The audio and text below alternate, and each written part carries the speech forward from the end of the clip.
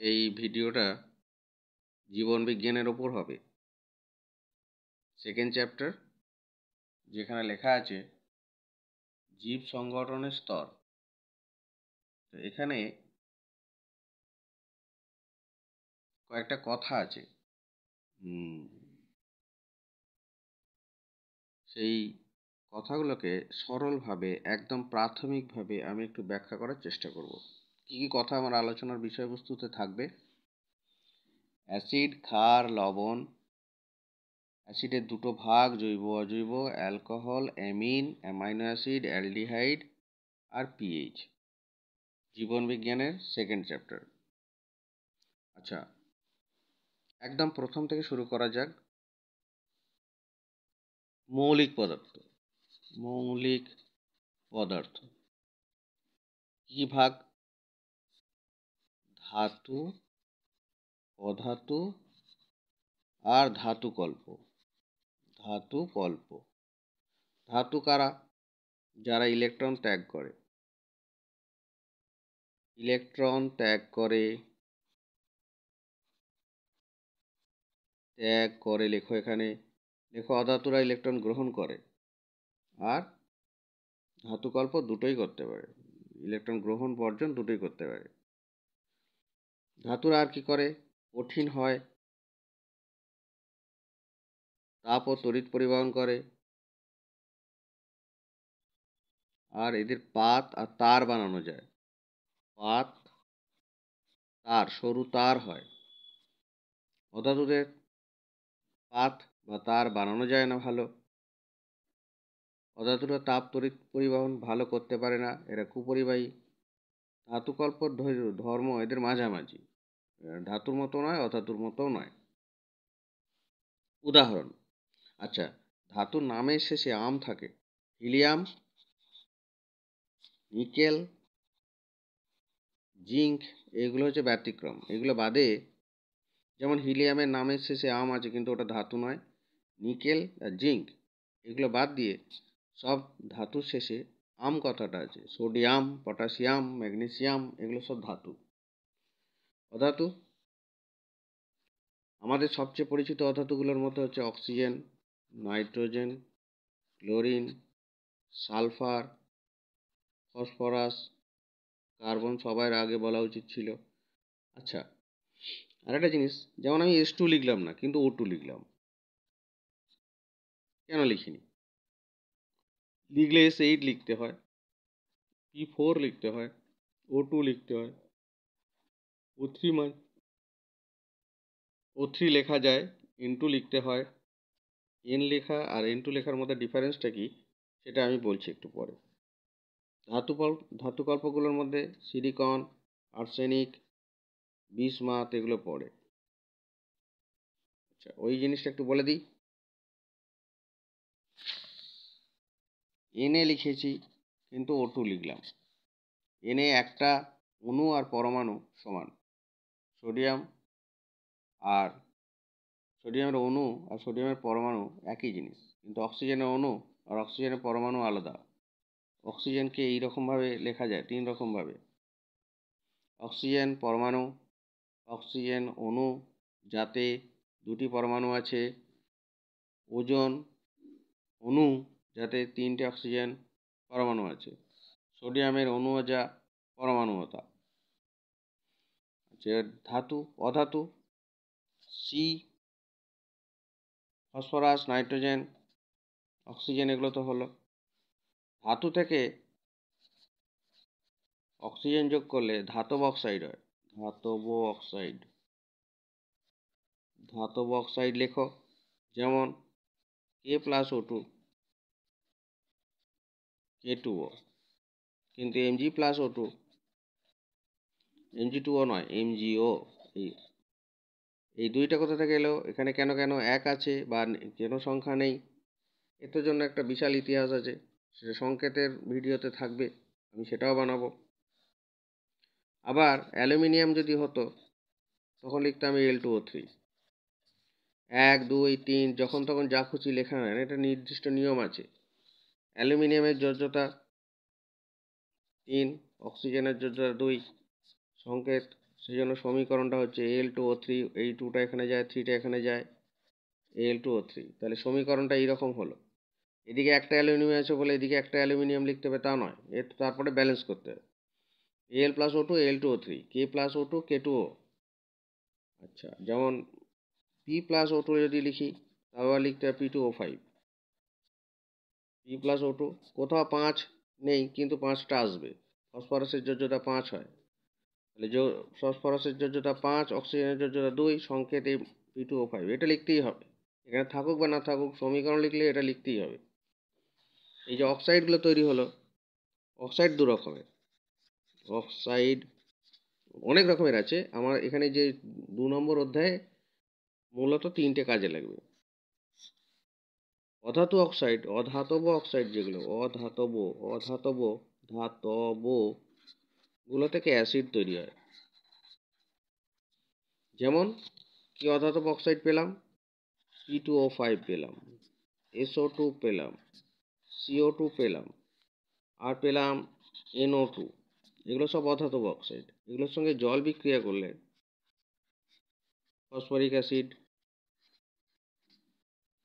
এর সঙ্গে জলের যোগ করে জল লিখবে H2SO3, phosphorus acid, sulphurous acid. এর সঙ্গে জল যোগ করো, আমি জল লিখছি না কিন্তু তোমরা লেখো H2CO3।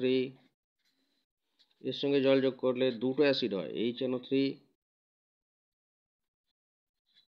আর HNO2। Nitric acid, nitrous acid.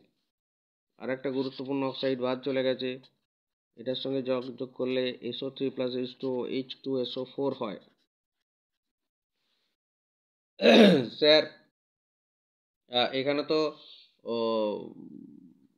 জীবন বিজ্ঞানে এক পাতা মাত্র পড়লেই হয়ে যেত, আপনি এত বকছেন কেন? তো সত্যি শক্ত প্রশ্ন, এগুলো কি পরীক্ষায় আসবে? এত পড়ার কি দরকার আছে? এটাও শক্ত প্রশ্ন।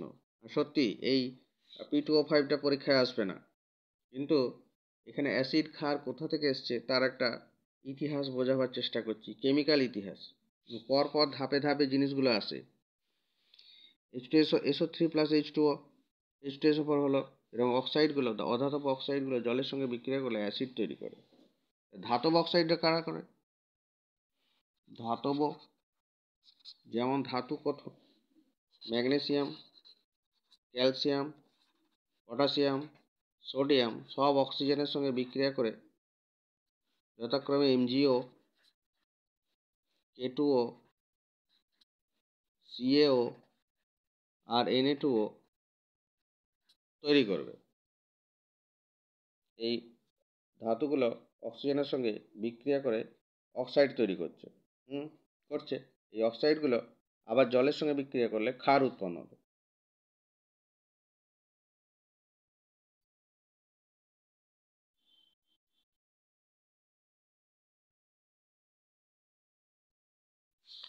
ক্ষার হবে, এটা বলা ঠিক হয়নি, ক্ষারক হবে।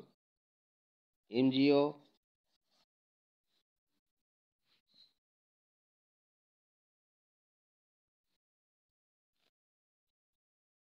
K2O, CaO, Na2O এসব হলো। এইগুলো জলের সঙ্গে বিক্রিয়া করলো, করে যথাক্রমে MgOH, KOH, CaOH আর NaOH তৈরি করবে। সেই একই প্রশ্ন, এখানে NaOH নয় কেন? এখানে CaOH আছে, আবার AlOH3 হয়। প্রশ্নটা উত্তর বলেই, ক্যালসিয়ামের যোজ্যতা 2 আর হাইড্রোক্সাইডের যোজ্যতা 1। এটা যায় এখানে, এটা যায় এখানে, তাহলে সংকেত হবে CaOH। তাহলে ধাতু থেকে কি হলো? ধাতু প্লাস অক্সিজেন তৈরি করলো ধাতব অক্সাইড।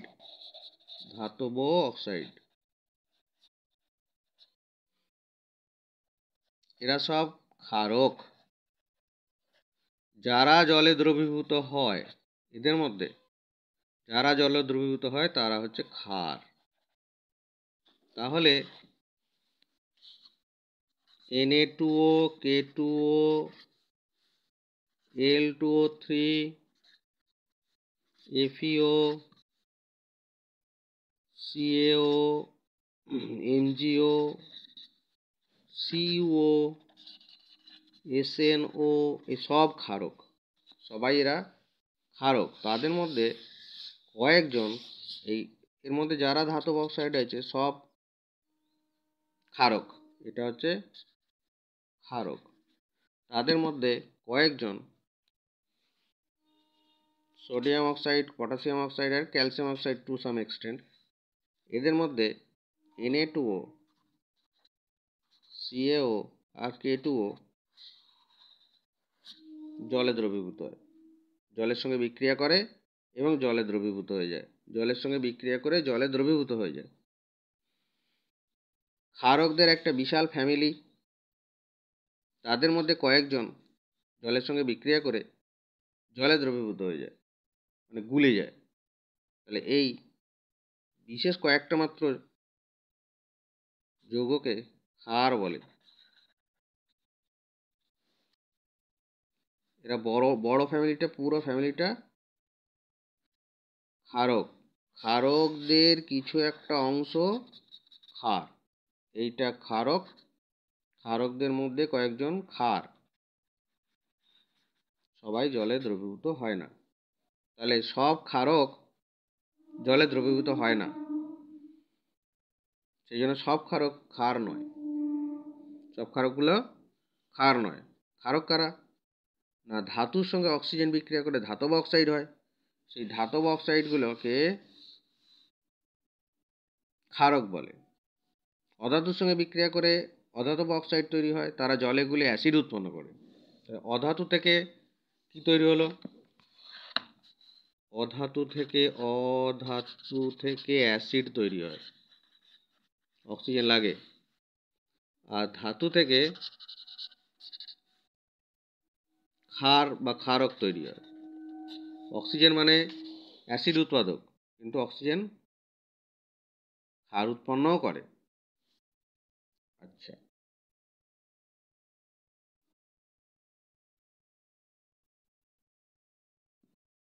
এই পরের অংশটা